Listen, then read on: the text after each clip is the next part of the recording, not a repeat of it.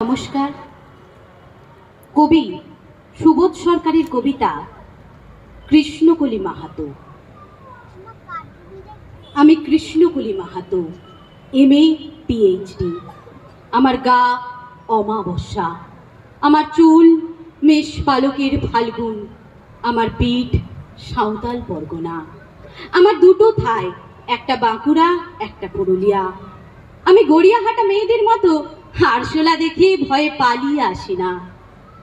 বোমায় বাঁ হাত উড়ে যাওয়া বাবা কতবার আমার বই পড়িয়ে দিয়েছে, কতবার আমার দুঃখী মা বলেছে মেয়েদের বড় হতে নেই।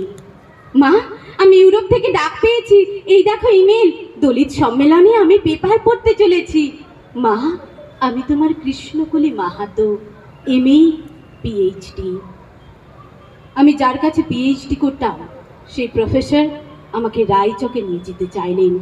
আমি বললাম, কেন রায়চক কেন? উনি বললেন, রায়চকে না গেলে PhD পূর্ণ হয় না। আমি বললাম, কেন? আমি আপনার ফ্ল্যাটে যেতে পারি। উনি আঁতকে উঠে বললেন, না না, আমার বাড়ি না। আর আমার PhD 1 বছর পিছিয়ে গেল। আমি ফোন করলাম, স্যার আমি রায়চকে যাব। হোটেলের ঘরে উনি আমার মুকুট মণিপুরে হাত দিলেন, আমার সাঁওতাল পরগনার মুখ খুলে ফেলেন। হাঁ হয়ে দেখতে থাকলেন আমার বাঁকুড়া, আমার পুরুলিয়া। আমার দুই অগ্নিগোলকের কাছে মুখ নিয়ে এলেন। তখনই চিৎকার, আগুন আগুন আগুন, আমি পারবো না।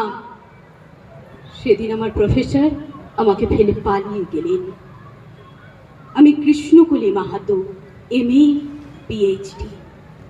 কত কষ্ট করে, কত অপমান সহ্য করে, জঙ্গলে রাত জেগে বই পড়ে আমি এখানে এসেছি। কেউ আমাকে জায়গা ছেড়ে দেয়নি, কেউ কাউকে জায়গা ছেড়ে দেয় না, না পুরুলিয়ায় না কলকাতায়। মা, আমি চেকিং করে ভেতরে এলাম। মা, আমি ইমিগ্রেশনে দাঁড়িয়ে। বাবাকে দেখে রেখো, মানুষটার একটা হাত নেই। অফিসার আমার নাম উচ্চারণ করলেন, কৃষ্ণকলি মাহাতো। আমি বিমানে সিঁড়ি দিয়ে উঠছি মা, বিমান সেবিকা আমাকে ম্যাডাম বললো, আমাকে আমার সিট বেল্ট বেঁধে দিল। প্লেন রানওয়ে ধরে দৌড়াতে শুরু করেছে। দৌড় দৌড়, কি গতি, কি তেজ, কি আওয়াজ। আমার মনে হলো বিমান রানওয়ে ধরে দৌড়াচ্ছে না, দৌড়াচ্ছি আমি আমি আমি আমি কৃষ্ণকলি মাহাতো, MA PhD। আমি কৃষ্ণকলি মাহাতো। নমস্কার।